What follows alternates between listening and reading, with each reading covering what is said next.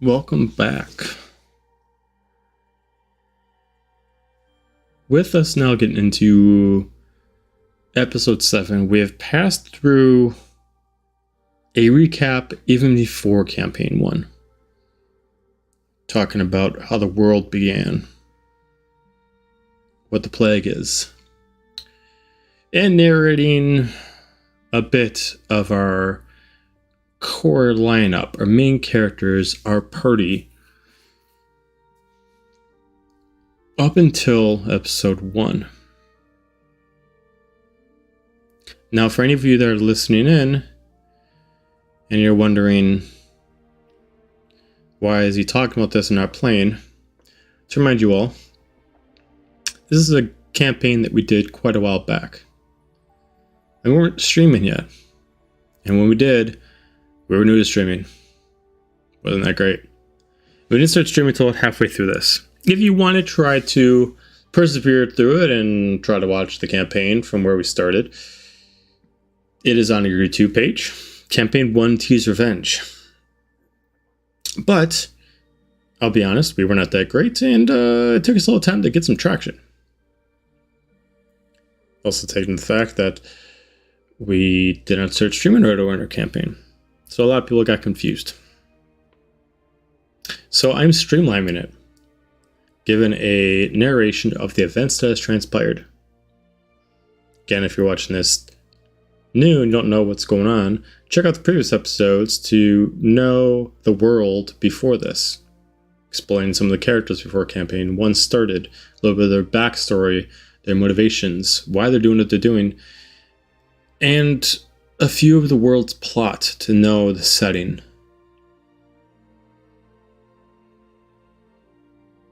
But where we're starting off today is the initial goal. Narrating the story, and every session itself goes through a lot of major points and some slower points. So we're actually going to go over the first 3 episodes during this.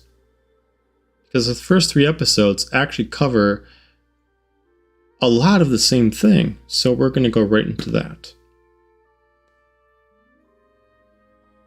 After Seraphina chooses her guardians, a soiree in the kingdom begins. Parades,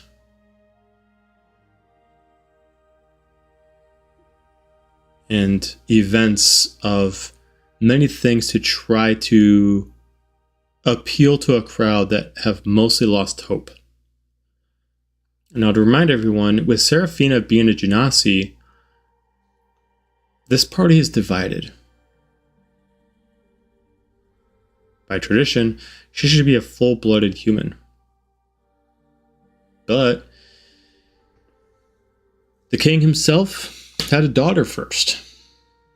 And they tested the waters to see what happens when they lied to the realm and sent his second child, a full-blooded human, and the gods did not agree. So this had been decided, and half the realm does not like this, and the other half very much appreciates it, seeing the lower class as far as a non-full breed, not a full elf, not a full human, take the reins. Many of them thought, this is going to ruin everything. The plague will find destroy us. Where the other half are saying, this might be the dagger we need. Maybe we've been doing it wrong this whole time. Maybe we need something different. But the party persevered. Taking 3 days worth of time, this party was to rally up all the people with lost hope. Trying to get them to believe that even if it's a lie, no one knows how this is going to work out. But truly to get them to believe that this will be that one journey. As the king explains, we messed up. We paid the price. I sent my son on a lie. And the gods struck me for it. I have lost my son. I have lost my boy. But I have a daughter. I love her as much as him. And I have lied to her. I have lied to all of you. It doesn't matter of her skin. It does not matter of her race. She is the chosen one. She is my blood. She is a well-trained warrior. She has studied. She has trained. She has honed her skills. And with these guardians that she picked, she'll persevere. And with these king's words, many of the people who already were losing hope maybe got around. And now we're looking at 2/3 that are proving of this. Taking into account, doesn't matter what the realm thinks. The gods decide this. And the gods demand that this goes ahead. What does the realm have to fight about? If they decide to curse Seraphina, they're only strengthening the plague. They know this is out of their hands, and what the gods decide must stand. But Seraphina was both excited and uncomfortable by the situation. She knew in her heart of the 4 guardians that she picked, but she never met these people before. She knew nothing about them. She was reading them from a distance, like seeing a few pages spoiling in a book. Not knowing the whole thing, but almost kind of reading ahead. She could read details off certain people. Seraphina was smart. But the one thing that she did not have was a true understanding of the world. She read things through books. And she assumed that it doesn't matter, they all work. And they got to know each other pretty quickly during this party. Sharing in drinks, stories, food, activities. Quickly learning the basic details of her new family that she has chosen. Learning about Norin and V, of their friendship together. That is good that she picked both of them because it was a joint deal. Claire Valerian explained what she had to do to herself to allow her to be here, how she had to modify her webbing so she could fight proficiently on land to do this. And Gladlin explaining, not too much, but adding a joy to the group of his lightheartedness. No one was yet ready to throw everything on the table, and no one asked. This was not a tell me everything now situation. This is a, can I trust you? Yes. I will be your sword and shield. And it was apparent that that was true. They're all here for a reason. And if they had to put their life on the line to protect her as she did what she was supposed to do, then so be it. Is it what they wanted? No. But this was their duty and they were bound to it. Within this time of this party, Seraphina was starting to grow more excited. She's never had anybody see her before. She's not been outside the castle. And with more people growing enticed by this, she was noticing an answer to a question that she had in her head for the longest time. What would people think of me if they found out about me? And she's happy to find out that the people that she really cared about their answer were the ones that approved of her. The people that she truly wanted to hear their voice were the ones that gave her the answer she wanted to hear. And it gave her confidence to do this. She felt this call for the longest time, of course. But she didn't know what it was until now. The call of the chosen one. Now, to remind everyone, just because she is the chosen one in this campaign does not make her the main character. Yes, the main story itself revolves around Seraphina. But with our 4 others, their story is just as intertwined. But yet to be seen. Even some of the players don't know about some of the twists that comes up in their worlds, but each of them play as important of a role on this great journey as Seraphina. And after several days, they departed. With welcome love from her father, she is bound on her journey. And first in all of her life, since her birth, she walks out the kingdom's walls and in to the wilds of Heartwind, only knowing this from pictures and reading from books. As they descend out and making their way to the nearest town. Now, like said before, as a recap about the great journey, only the Chosen One knows who to speak to. There are gods amongst gods in this realm, and many of them have been spoken to about answers, and none of them know the answer to the question, what is the plague and how can it be stopped? But each of them have a piece of a very complex puzzle. A piece that even they're not aware of until the Chosen One speaks to them, and it just arrives.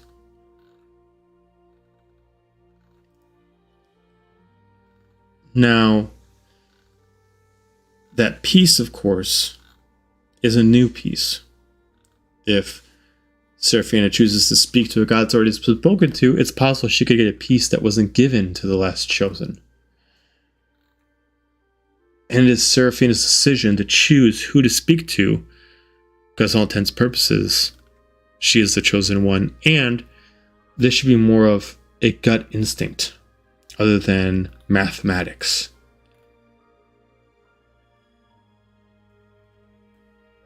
So, the first one is always decided. A starting point, of course.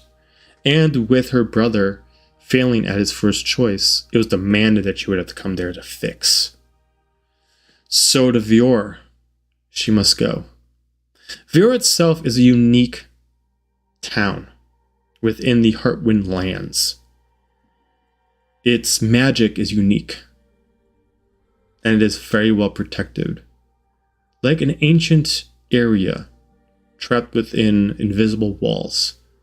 It is still part of Heartwind, but it has a uniqueness to itself. Due to its magic around it, only moonlight shines in. Even during the day, the moon somehow still pierces its lunar light into this veil of a town, and sunlight never does. All in its purposes, darkness does not mean evil. But the generations of this town have forever bathed in the glow of the lunar light, and has grabbed attention from many wizards, clerics, paladins, just scribes and scholars that have tried to understand and decided to make patronage there, as arcane is prevalent. But them there are not warriors. They are mostly maesters and council members. But the travel there was not quick. Seraphina and her band of members decided to start heading due west of Vior, knowing that it would take them a month to get there at best, without carriage, without horse.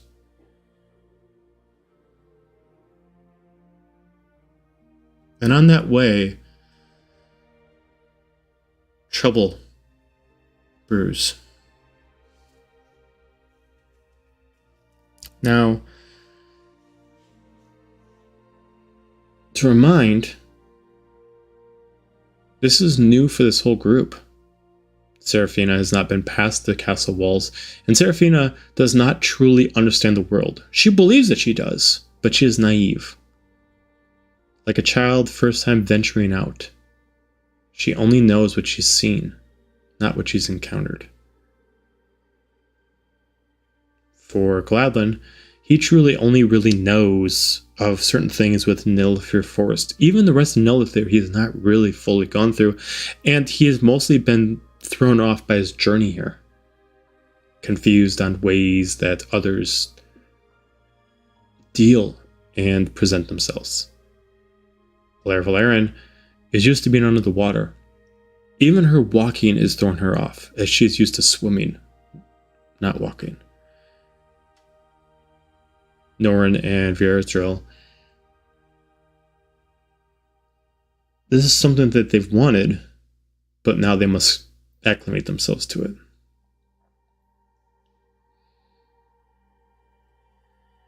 A band of adventurers that almost is new to this whole world together.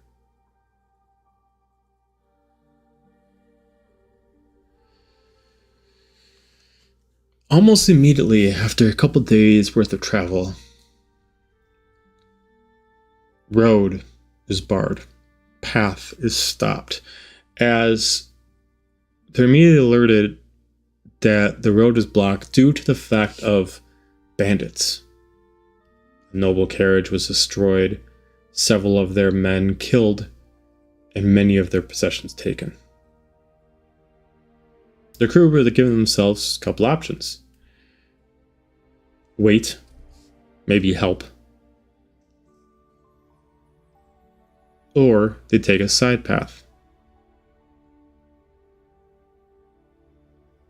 Believing that time is of the essence, they decide to take the side path, going within the woods against the officials' orders, but keeping their eyes on a swivel, knowing that these thieves could be anywhere. And such they were spotted, and their first battle together as a team commenced, fighting against thieves and scallywags. But to all of them, these were different than the norm. Vampires of a very young descent, led by a very old vampire.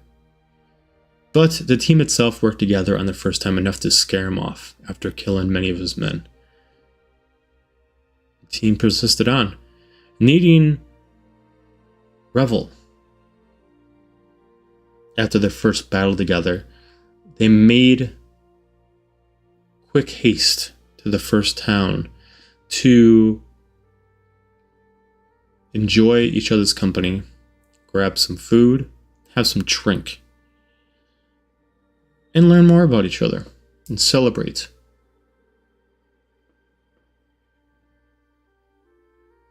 As they made their way into this town was already in celebration. Still, after the party itself, the crew made themselves in, and each did their own thing, showing off to the world their unique personality. Seraphina, unsure whether or not she wants to partake in alcohol, she's more preference to tea. Valerian is used to the liquid and liquor of her realm, her world, not realm, her world. As it is different, she's used to different kind of liquors, being underwater. So she tries the liquor here. Gladland decides to give entertainment, growing blossoms of roses off his body and decoring them into crowns to give the others. Norrin and Vierdril decide to partake in some liquor, but want to make sure that they keep their duties solid. Protect Seraphina. But Seraphina was still new to this world. She was trying to understand. She's already feeling odd that this is not exactly how it's written in the text. This tavern that they were in was quite unique. 2 floors where the center was this giant fire pit that cut into the second floor and it raised in through both. Her being a virginity, something about it attracted to her. As she saw this ember that was different than the rest, almost calling to her, as she was able to speak to it, as this little child of fire, this little elemental was trapped in there. But it was enjoying itself. And as the 2 children speaking to each other with a language that no one else understood, Seraphina awkwardly started talking to the flame. To her, this was normal. To everyone else, this was estranged. Virgil started to notice something. Starting to observe off her eyes, they were being watched. By who, they could not know. They only started their journey. What reason would anybody have to halter them? The realm itself is in more celebration than it is in anger. Anybody trying to stop the great journey is only asking for the world to die. She kept her head on a swivel trying to look, eventually alerting Norin Gladlin. Unfortunately, Alair Valerian, not understanding the liquor difference here between her world, she got pretty drunk pretty quickly. And this would be an ever unforgiving joke, the difference between underwater liquor and land liquor. They all started to notice, with the exception of Alair Valerian and Seraphina, of an old man covered in very elegant but tattered robes, shadowing his face. This man was frail, but most of his body was hidden. They can only tell his shape based off the way his body was moving and how poorly draped the clothes were over him, and his knotted beard over his gnarly jaw and nasty teeth, that the only parts of his face are not hidden with the shadows of his cloak.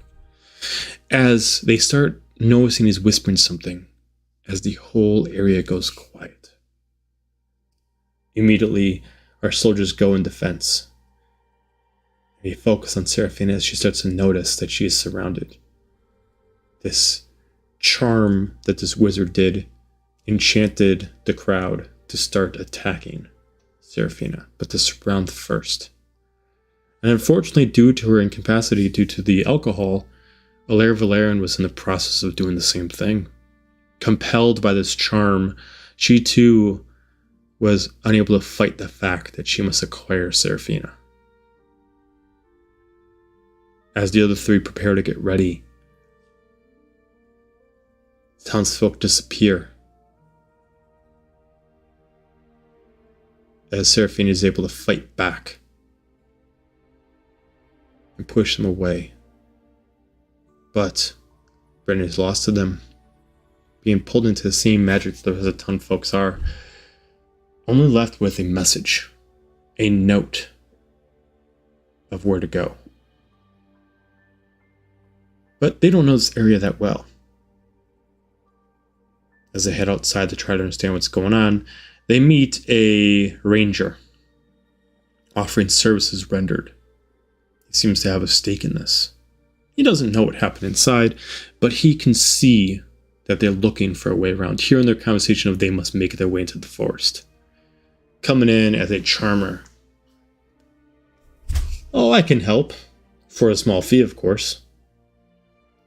You're looking to get in the forest, and apparently the townsfolk are waiting for you. Pitchforks and shovels, but they can still do a number on with quantity. I have a way to get there without being seen. I can recon for you. A small fee, of course. The team discusses and allows him to do such, as he transforms and nearly flies as a bird overhead, coming back with some information of where to go, letting him know that the townsfolk are in some way in possession, under possession, and giving them a lay of the land. They know how to get around, knowing that he could not find their trained friend, but due to her proficiencies with the blade, most likely kept close to the crippled man.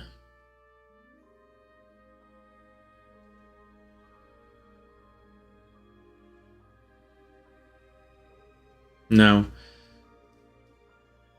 this was the first major plot the team had to go through, and much had to be discussed. How to proceed, what to do. We've already lost a member, and we don't know what reason an old man would have with the Chosen One. She does not yet have any more power than a standard lower-level genasi. No magical weapons to speak of. No powers out of the ordinary. It'd only hinder the world to take her. But they've lost a friend and they want to get her back. Alright, questions must be answered. Friends returned. So they venture off into the woods, deciding to take stealth into advantage. Knowing that they should not kill the townsfolk, but realistically, if it comes to that, they must deal with it as it proceeds. Fighting off several townsfolk, putting them unconscious, and trying not to kill, they eventually approach the defender, Averant, and fight off against their new friend. As they're able to defeat her, they're able to bring her back into consciousness, focusing her to remember her true path.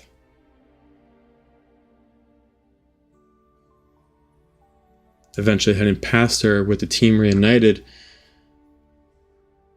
they make their way into a ritual room.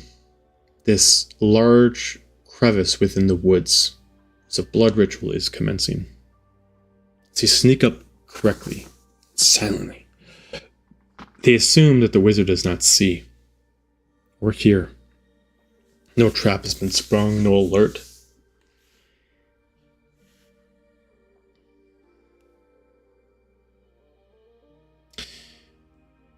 With this setup, it's almost as if stone has made this small little exposed stadium with a large throne at the end made of bone and rock to make this throne for this fragile old man. Blood circle in the center. They decided to take the stealth option. Gladlin turned into a panther, decided to sneak up behind, climb up at the back and take him out.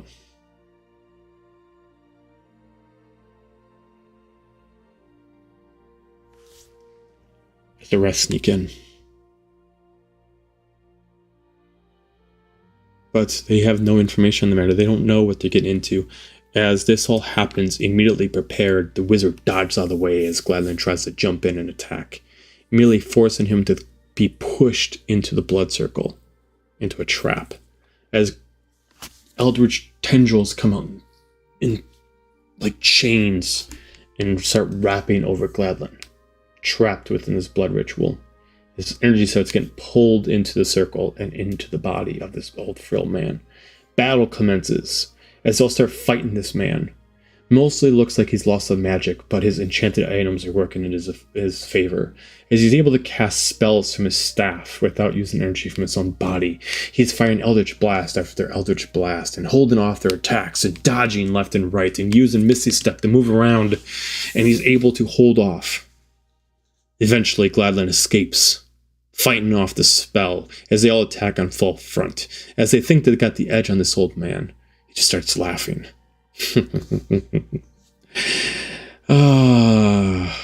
It's funny that you think you have a chance, as he immediately fires off multiple Eldritch Blasts, immediately striking at Seraphina, striking at Gladlin, as they both go down in pain. He pushes back and fights off against them, showing off more powerful magic that they're able to fight against. So the battle now is Valerian, Viratril, and Norin fighting off against this overly powered humanoid, unknowing how he's able to fight in his condition. Laughing as his frail body is somehow able to move and spin his quarterstaff as he's firing off blast after blast. Eldritch Blast, Witch Bolt, Fire Bolt. All these spells he's able to cast at the same time and firing off barrages of dark energy.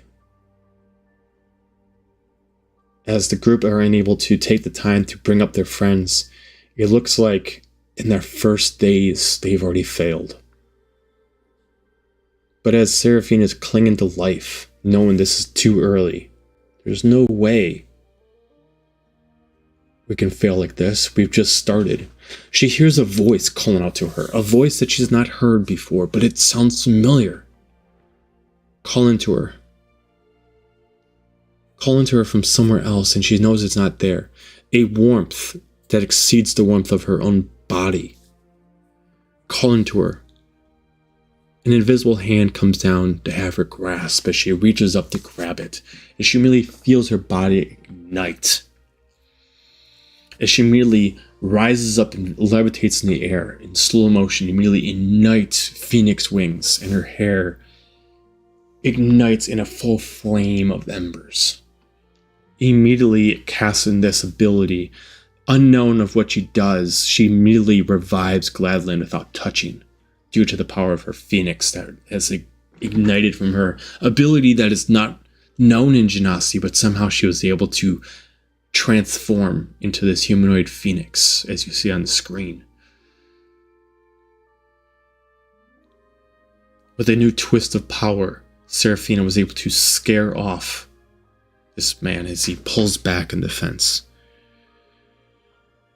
Well, I wasn't trying to kill you all, but time has sufficed. I've done what I needed. I've generated enough energy.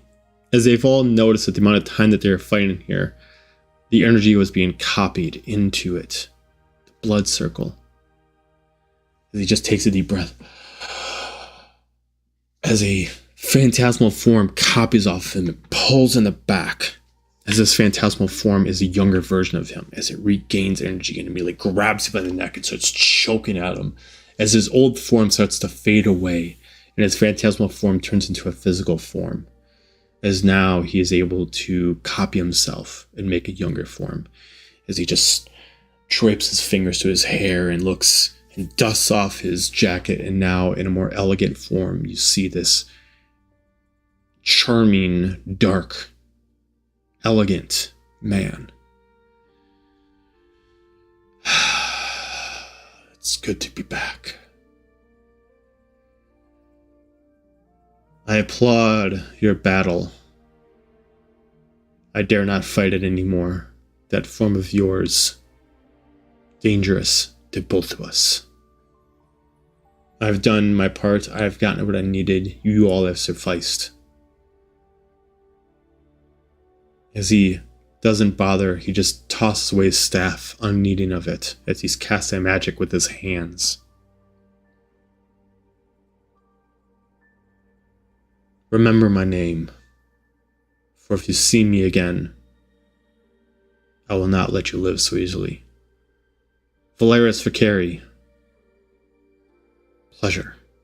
As he immediately bows down in elegance, clearly of noble birth. I thank you for this, but now I must depart. As he immediately casts a portal with his two hands, he splits them apart, and immediately portal moves around him as he just has this creepy smile. He gets ported away. The group not fighting against him, knowing that they could barely fight against him at his old form. Who knows how powerful he is in his young form. But there's many things to understand. As Seraphina just loses control of her power and she turns back into her regular form. What are these wings? Who contacted her? Who the hell is Valeris Vicari? And what the fuck did he just do?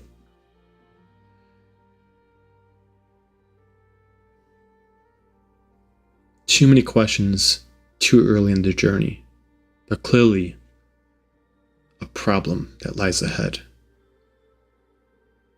As they make rest back in town, they make sure that all the townsfolk are back to normal, as they remember nothing of what has transpired. The group rests for the night, chatting about what has happened. Is this how it's going to be? Battle like this? We must own our skills that this is how it's supposed to transpire. As they rest for a night, understanding very little. As dreams come few and thin, and Seraphina gets pulled into a dream that feels like a memory, but one that she does not understand. This isn't hers. She doesn't believe it is. As she hears someone calling out to her, a voice. The same voice that was calling out to her before. It's a girl.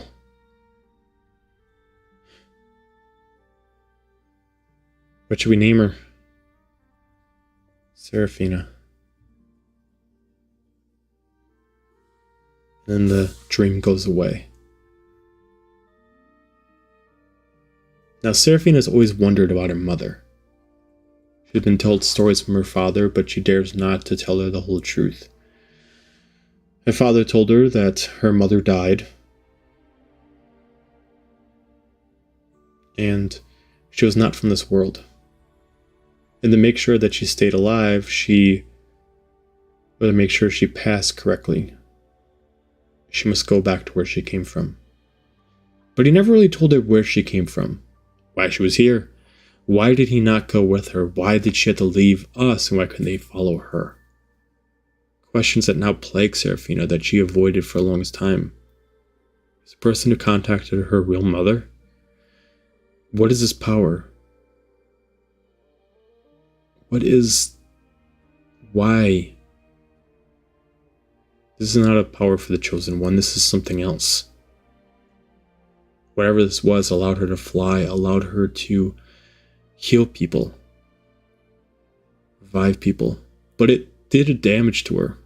She was not ready for it. She didn't know how to train for it. And therefore she must have to use it sparingly. If she could even remember how to cast it at all. After spending a couple days talking, sleeping, walking, they eventually made their way to Vior, only hearing stories about this mystical town. With only a few things known to them.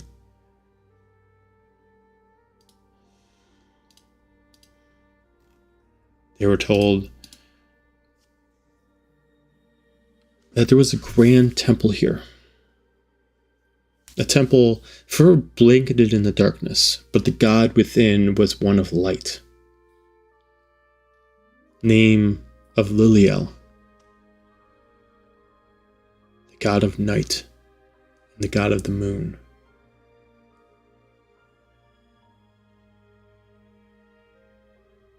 And as they enter into this, immediately going from day to immediately at night as they cross the veil in this town, you'd think that the name of it would bring darkness and evil to the place, but it's almost more beautiful than the lands outside of it. As this town is forever blanketed in moonlight, the elegance of it is grand. The grass line, the floral, everything grows differently here and is different itself because the landscape has specific items that only grows in Vior due to the moonlight. But before we start talking about the journeys in Vior, we're going to end it there. Because talking about Vior is a longer one. It leaves us up for another session.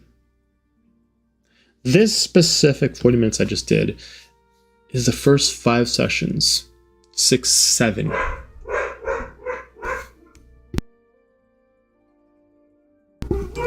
Of campaign 1.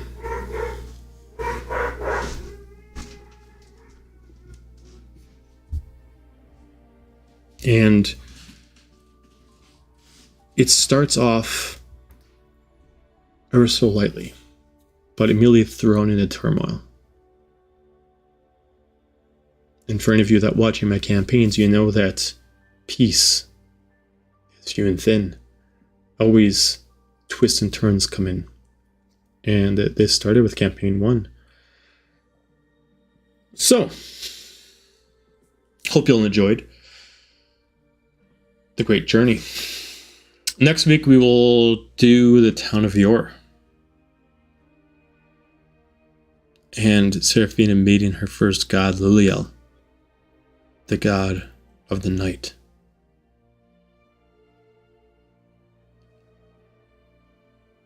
With that, everybody have a wonderful Friday.